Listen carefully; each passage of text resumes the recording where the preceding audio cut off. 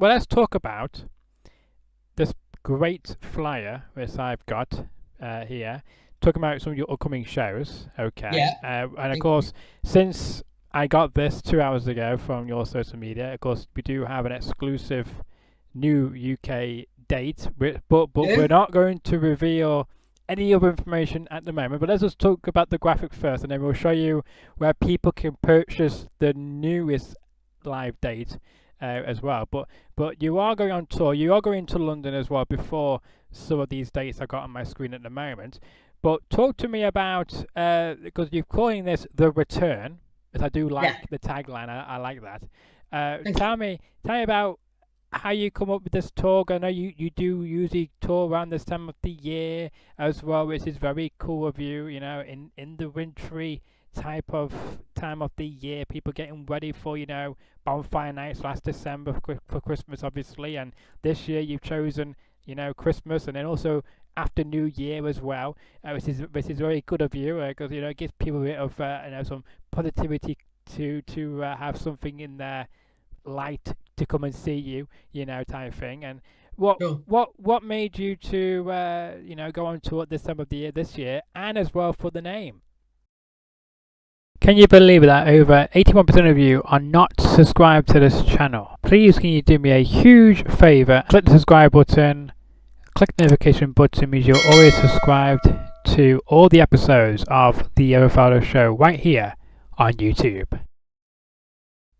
Well, thank you. The return was kind of inspired because it was like, there was always something like back in the 30s and 40s when there'd be a film, there'd be a sequel, Yeah. and they call it the return. The return of the Invisible Snowman, the return of the abominable snowman, or the return of Jack the Ripper or whatever. I really liked the fact it had that kind of big screen, or to me, that really old-fashioned kind of big screen sort of tagline appeal. Like if something, it's the turn. Like they always like in James Bond films, they'd always say James Bond will return in the name of the film. Although in Mm. actual fact, the name of the film that they would always say James Bond was going to return in, the next film, was never the actual sequential order of the film. So they always say at the end of Golden of Thunderball, James Bond will return in, The Spy Who Loved Me. And it never was that film. It was always a completely different film. But I just like the idea of it having that kind of cinematic appeal. That was the idea of it. Mm. But also because the fact that we hadn't played live club shows for a long time. We've been playing festivals. And once you kind of, me and the lads in the band, which is at the moment, I say at the moment, had a fantastic lineup for the last 16 years. Paul Davis on drums, who's an amazing drummer. Magnus Box on bass, who looks and sounds like and is named like a Swedish porn star, I always think. The great name Magnus Box. He's brilliant and he's an amazing bass player and all-round musician. And Ryan Williams on guitar, who is just astounding. And I'm very lucky to work with these guys. And once we all got together 16 years ago. So I'm the only original sort of founding member of the band, Mm. but we kept doing festivals and we kept being asked to play abroad in festivals and did various retro fests over here, like Let's Rock and Rewind and things like that. And we did a couple of other shows like Sign of the Times and Northern Kin, all of which are festivals that have had bands.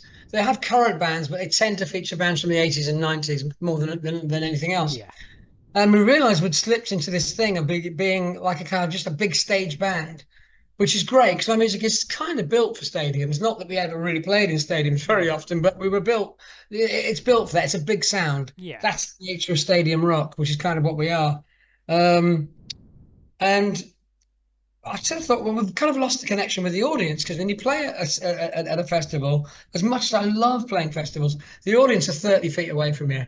There's a big gap between yourself and the audience, and you don't get that unless you climb off a stage and get into the crowd, which I try and do. You don't get that visual connection with them. No. And I like to be able to see people. I like to be able to get as close to them as I can because it's that visceral and that physical energy. That no matter how charismatic you are, you want people to be able to get close to you and be able to feel the sweat coming off you. And I want to be able to literally have that contact with the audience. Yeah. So we decided to go out and start playing club dates again. And I realized it had been over 10 years since we played a club date. So that was 2016 was the last club show we'd done. Or 2015 was the last club show we'd done. So we went out again about 2 years ago. Started playing a few O2 academies, and they were great. We absolutely loved them.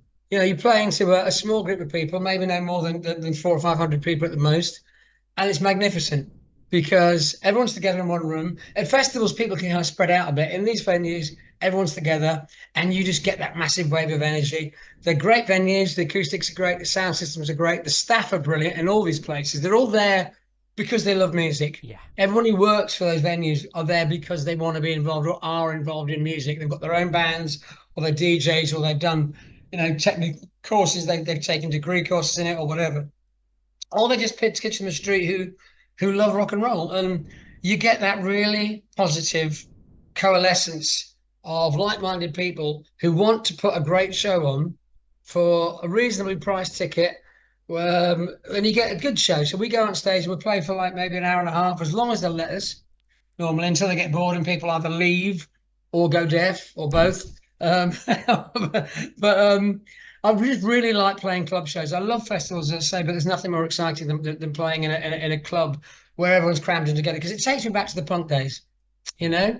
Um, and the other thing is that the reason we chose to play in winter was because the fact that there are so many festivals in summer, and I think that they don't want to be crammed into a room in the middle of a warm evening like this.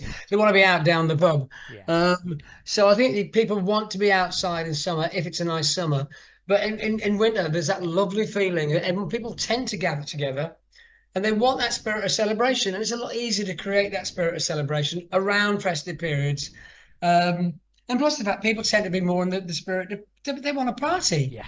When it's a bit dark, it gets dark earlier. They think, well, I want to go somewhere nice and warm, and we'll have a few drinks and watch a band. And I just think there's more community goodwill around the festive seasons because there's things like the bonfire night, which is observed by almost everybody now. Yeah. And I like the idea that people tend to dress up and go out. So you got whether it's a Halloween or bonfire night or Christmas, people dress up.